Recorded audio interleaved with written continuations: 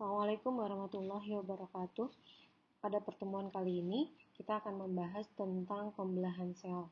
Nah, sebelum belajar lebih jauh lagi tentang pembelahan sel, kamu harus tahu dulu untuk apa sih sel di tubuh kita itu membelah.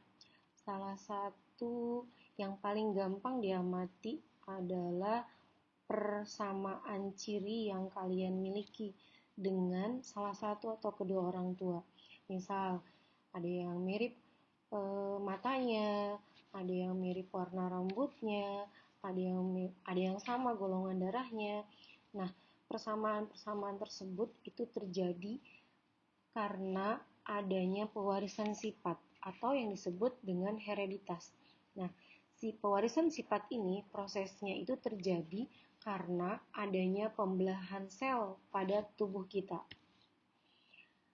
Nah, pembelahan sel secara garis besar itu terbagi menjadi 3. Ada pembelahan amitosis, pembelahan mitosis, dan pembelahan meiosis. Pembelahan yang pertama yaitu pembelahan amitosis. Contoh pembelahan amitosis ini pembelahan pada sel bakteri. Nah, dari katanya itu sendiri, tidak, mitosis artinya pembelahan sel-sel tubuh, itu artinya amitosis itu pembelahan yang terjadi tidak sama dengan pembelahan pada sel-sel tubuh yang lain. Karena kalau kita lihat nanti pembahasan berikutnya, pembelahan mitosis itu pembelahan yang terjadi yang memiliki tahapan-tahapan. Dari mulai interfase, kemudian ada profase, ada metafase, ada anafase, dan terakhir telofase. Nah, si pembelahan amitosis ini pembelahannya secara langsung dari tubuh makhluk hidup itu, dari sel bakteri ini contohnya. Kita lihat tahapannya. Yang pertama, si DNA yang ada di dalam tubuh bakteri ini mengadakan replikasi. Replikasi itu artinya memperbanyak diri, dan elongasi. Elongasi itu perpanjangan. Nah, ketika DNA-nya mereplikasi dan elongasi, si dinding sel yang ada di bakteri serta membran plasmanya itu akan membelah. Lihat, di situ mulai terbentuk cekungan di tahapan yang kedua. Nah, itu si dinding selnya sama membran plasmanya mulai membelah. Tahapan yang ketiga, ketika dinding sel dan membran plasmanya mulai membelah, dia akan membentuk sekat yang disebut dengan septum. Nah, sekatnya terbentuk, kemudian DNA-nya akan terpisah secara otomatis. Tahapan yang keempat terakhir, selnya terpisah menjadi 2. Nah, sesederhana ini pembelahan sel pada bakteri. Jadi dia membelahnya secara langsung. Pembelahan yang kedua yaitu pembelahan mitosis. Pembelahan mitosis ini adalah pembelahan yang terjadi pada sel-sel tubuh atau sel somatik. Nah, kemudian si pembelahan mitosis ini menghasilkan 2 sel anakan dengan jumlah kromosom yang sama dengan jumlah kromosom induknya, atau yang biasa disebut dengan 2N atau diploid. Contoh pembelahan mitosis pada makhluk hidup, yang pertama pada manusia. Ketika sel ovum dibuahi sama sperma, kemudian membentuk zigot. Nah, dari zigot ini sampai akhirnya terbentuk embrio, lihat pada gambar yang pertama, ini yang muncul, ini adalah contoh pembelahan mitosis. Nah, kalau pada tanaman, kita bisa lihat mulai dari embrio, kemudian jadi kecambah, sampai jadi tanaman yang utuh, itu yang dimaksud dengan pembelahan mitosis. Pembelahan mitosis terdiri dari 3 fase. Fase yang pertama itu ada interfase, yang kedua fase pembelahan inti sel atau yang disebut dengan karyokinesis, fase yang ketiga fase pembelahan sitoplasma atau sitokinesis. Yang kita bahas pertama di sini yaitu fase interfase. Dilihat di sini ada siklusnya di interfase ini, mulai dari tahap yang pertama yaitu G1 atau disebut dengan gap pertama. Kemudian tahap yang kedua yaitu fase S atau sintesis. Yang ketiga fase G2 atau gap kedua. Fase G1 ini disebut juga dengan fase pertumbuhan dan perkembangan sel. Kenapa demikian? Karena pada fase ini berkembangnya sitoplasma, organel sel, serta bahan-bahan lain yang akan digunakan pada fase berikutnya, yaitu fase sintesis.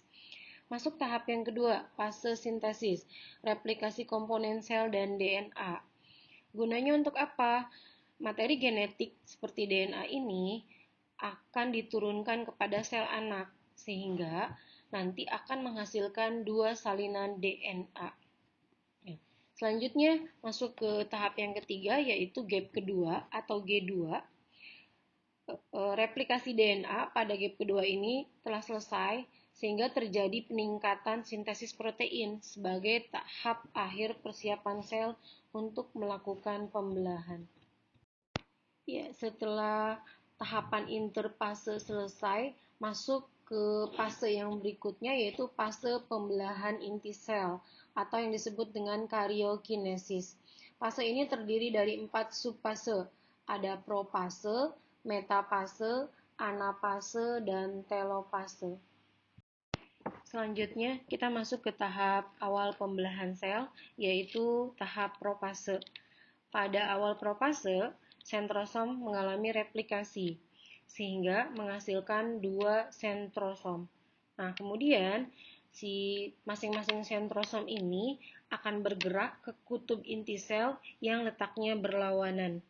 Nah, di saat yang bersamaan, mikrotubulus mulai terlihat di antara 2 sentrosom tadi.